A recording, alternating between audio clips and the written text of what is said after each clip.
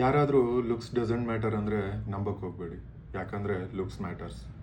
ಒಳ್ಳೆ ಬಟ್ಟೆ ಹಾಕ್ಕೋಬೇಕು, ಚೆನ್ನಾಗಿ ಕಾಣಿಸ್ಬೇಕು, ಒಳ್ಳೆ ಫಿಸಿಕ್ ಇರಬೇಕು. ಆವಾಗ ಮಾತ್ರ ನಿಮಗೆ ರೆಸ್ಪೆಕ್ಟ್ ಸಿಗೋದು. ಲುಕ್ಸ್ ಡಸಂಟ್ ಮ್ಯಾಟರ್ ಅಂತ ಶಾರ್ಟ್ಸ್ ಹಾಕ್ಕೊಂಡು ಜಾಬ್ಗೆ ಹೋಗ್ತೀರಾ, ಎಷ್ಟೇ ಟ್ಯಾಲೆಂಟ್ ಇದ್ರೂ ಜಾಬ್ ಸಿಗುತ್ತಾ? ಎಷ್ಟೇ ಒಳ್ಳೆ ಮನಸ್ಸಿದ್ರು ಬೆಗ್ಗರ್ ವೇಷದಲ್ಲಿ ಹುಡುಗಿಗೆ ಹೋಗಿ ಪ್ರಪೋಸ್ ಮಾಡಿದ್ರೆ ಒಪ್ಕೋತಾರ? ಒಪ್ಕೊಳ್ಳಲ್ಲ. ಯಾಕಂದರೆ looks matters. Looks doesn't matter ಅಂತ ಹೇಳಿದವರೆ ಇನ್ನೊಂದು ಮಾತು ಹೇಳಿದ್ದಾರೆ, first impression is best impression ಅಂತ. ನೀನು ಬಡವನೋ ಶ್ರೀಮಂತನೋ ಒಳ್ಳೆಯವನೋ ಕೆಟ್ಟವನೋ ಅದೆಲ್ಲ ಸೆಕೆಂಡ್ರಿ. ಪ್ರತಿದಿನ ಚೆನ್ನಾಗಿ ಕಾಣಿಸ್ಬೇಕು, ಚೆನ್ನಾಗಿ ಕಾಣಿಸ್ತಾನೆ ಇರಬೇಕು, ಅದರಲ್ಲಿ ತಪ್ಪೇನೂ ಇಲ್ಲ. ಎಲ್ಲನೂ ಸಿಚುವೇಶನ್ ಮೇಲೆ ಏತಕ್ಕೆ ಎಸ್ಕೇಪ್ ಆಗೋದು ತುಂಬ ಈಸಿ ಅಲ್ವಾ? ಒಂದು ಚಿಕ್ಕ ಕತೆ ಹೇಳ್ತೀನಿ ಕೇಳಿ.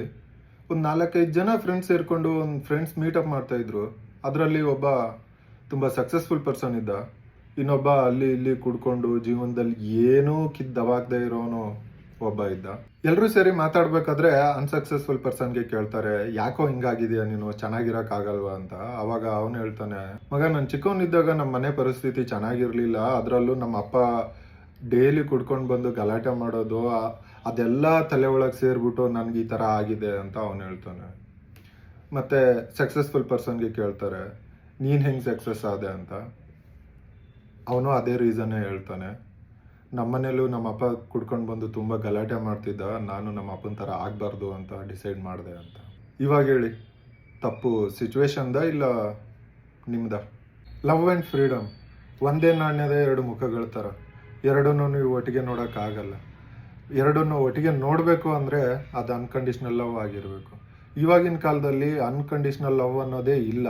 ಯಾಕಂದರೆ ಮನುಷ್ಯ ತುಂಬ ಬುದ್ಧಿವಂತ ಆಗ್ತಿದ್ದಾನೆ, ಎಲ್ಲನೂ ಬುದ್ಧಿ ಓಡಿಸಿ ಯೋಚನೆ ಮಾಡ್ತಿದ್ದಾನೆ. ಲವ್ನು ಕೂಡ. ಲವ್ಗೆ ಬೇಕಾಗಿರೋದು ಬುದ್ಧಿ ಅಲ್ಲ, ಮನಸ್ಸು. ಅಷ್ಟು ಬುದ್ಧಿ ಓಡಿಸ್ತಿರೋದ್ರಿಂದ ಫ್ರೀಡಮ್ ಕೊಟ್ಟರೆ ಏನೇನು ಆಗಬಹುದು ಅಂತ ಯೋಚನೆ ಬರುತ್ತೆ. ಲವ್ವು ಇಲ್ಲ ಫ್ರೀಡಮ್, ಎರಡರಲ್ಲಿ ಒಂದೇ ಸಿಕ್ಕೋದು ನಿಮಗೆ. ಲವ್ ಬೇಕು ಅಂದರೆ ಫ್ರೀಡಮ್ನ ಸ್ಯಾಕ್ರಿಫೈಸ್ ಮಾಡಬೇಕು, ಫ್ರೀಡಮ್ ಬೇಕು ಅಂದರೆ ನಿಮಗೆ ಲವ್ ಸಿಕ್ಕಲ್ಲ. ಯೋಚನೆ ಮಾಡಿ ನೋಡಿ, ಗೊತ್ತಾಗುತ್ತೆ ನಿಮಗೆ. Pain is beautiful. ಪೇನ್ ಇರೋದ್ರಿಂದನೇ ಜಗತ್ತು ಇಷ್ಟು ಸುಂದರವಾಗಿ ಕಾಣಿಸ್ತಿರೋದು. ಯಾಕೆ ಅಂತ ನಾನು ನಿಮ್ಗೆ ಹೇಳ್ತೀನಿ. ನಿಮ್ಗೆಲ್ರಿಗೂ ಕೋಪ ಬರುತ್ತಾ, ದುಃಖ ಆಗುತ್ತಾ? ಕೆಲವೊಬ್ರು ಕೋಪದಲ್ಲಿ ಗೋಡೆ ಹೊಡಿತಾರೆ, ಇನ್ನು ಕೆಲವೊಬ್ರು ಕೈ ಕಟ್ ಮಾಡ್ಕೋತಾರೆ, ಇನ್ನು ಕೆಲವೊಬ್ರಿಗೆ ಹೊಡಿಬೇಕು ಕುಯ್ಕೋಬೇಕು ಅನ್ಸಿದ್ರು ಅವ್ರು ಮಾಡಲ್ಲ. ಯಾಕೆ ಅಂದರೆ ಪೇನ್ ಆಗುತ್ತೆ ಅಂತ. ಪೇನ್ ಆಗಿಲ್ಲ ಅಂದಾಗ ಹೊಡಿಯೋದು, ಕುಯ್ಕೊಳ್ಳೋದು, ಏನೇನೋ ಮಾಡೋದು. ಕೋಪದಲ್ಲಿ ಕಟ್ಟಾಗಿರೋ ಮೂಗು ಮತ್ತೆ ಬರಲ್ಲ ಅಂತ ಹೇಳ್ತಾರೆ. ಕೋಪದಲ್ಲಿ ಮೂಗು ಕಟ್ ಮಾಡ್ಕೊಂಡ್ರು ಅದು ಪೇನ್ ಆಗಲ್ಲ ಅಂತ ಅಂದಾಗ, ಮೂಗು ಕಟ್ ಮಾಡ್ಕೊಂಡ್ರೆ ಫೇಸ್ ಚೆನ್ನಾಗಿ ಕಾಣಿಸುತ್ತಾ? ಕೈ ಇದೆ, ಕೈ ಕಟ್ ಮಾಡ್ಕೊಂಡ್ರೆ ಚೆನ್ನಾಗಿ ಕಾಣಿಸ್ತಾನ ಮನುಷ್ಯ? ಇಲ್ಲ ತಾನೆ. ಪೇನ್ ಇರೋದ್ರಿಂದನೇ ನಾವೆಲ್ಲ ಇಷ್ಟು ಚೆನ್ನಾಗಿ ಕಾಣಿಸ್ತಿರೋದು, ಮತ್ತು ವರ್ಡ್ ಕೂಡ ಇಷ್ಟು ಚೆನ್ನಾಗಿ ಕಾಣಿಸ್ತಿರೋದು. ಪೇನ್ ಇಲ್ಲ ಅಂದರೆ ಯಾರ್ಯಾರು ಏನೇನು ಕಟ್ ಮಾಡ್ಕೋತಿದ್ರು, ಜಗತ್ತೆಲ್ಲ ಝೋಂಬಿ ಥರ ಕಾಣಿಸ್ತಿರೋದು. ಒಂದ್ಸರಿ ಇಮ್ಯಾಜಿನ್ ಮಾಡ್ಕೊಳ್ಳಿ. 9 to 5 ಜಾಬ್. ತುಂಬ ಜನ ಹೇಳ್ತಾರೆ 9 to 5 ಜಾಬ್ ಏನು ಮಾಡ್ತೀಯಾ, ಅದರಲ್ಲಿ ಏನು ಖುಷಿ ಸಿಗುತ್ತೆ ನಿನಗೆ, ಅದೇ ನಿನ್ನ ವರ್ಡ್ ಆಗಿಬಿಡುತ್ತೆ, ನಿನಗೆ ಎಂಜಾಯ್ಮೆಂಟ್ ಸಿಕ್ಕಲ್ಲ, ಜಾಬ್ ಬಿಟ್ಬಿಡು, ಇನ್ನೊಬ್ಬರ ಕೈ ಕೆಳಗೆ ಏನು ಕೆಲಸ ಮಾಡೋದು, ನಿನಗೆ ನೀನೇ ಬಾಸ್ ಆಗು. ಅದೆಲ್ಲ ಆಗೋಕ್ಕೂ ಮುಂಚೆ ನಿಮಗೆ ಒಂದು ಪ್ಲ್ಯಾನಿಂಗ್ ಇರಬೇಕು. ಮೋಸ್ಟ್ ಇಂಪಾರ್ಟೆಂಟ್ ಒಂದು ಐಡಿಯಾ ಇರಬೇಕು. ಅವಾಗ ಮಾತ್ರ 9 to 5 ಜಾಬ್ ಬಿಟ್ಟು ಬೇರೆ ಏನಾದರೂ ಸ್ಟಾರ್ಟ್ ಮಾಡ್ಬೋದು.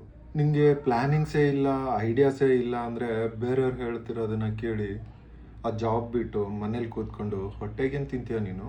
ಅದ್ರ ಬಗ್ಗೆ ಮಾತಾಡೋರೆಲ್ಲ ನಿನ್ನ ಹೊಟ್ಟೆ ತುಂಬಿಸಲ್ಲ. ನಿನಗೆ ನಿಂದೇ ಆದ ನೀಡ್ಸ್ ಇರುತ್ತೆ, ನಿಂದೇ ಆದ ಖರ್ಚುಗಳಿರುತ್ತೆ, ಫ್ಯಾಮ್ಲಿ ಇರುತ್ತೆ.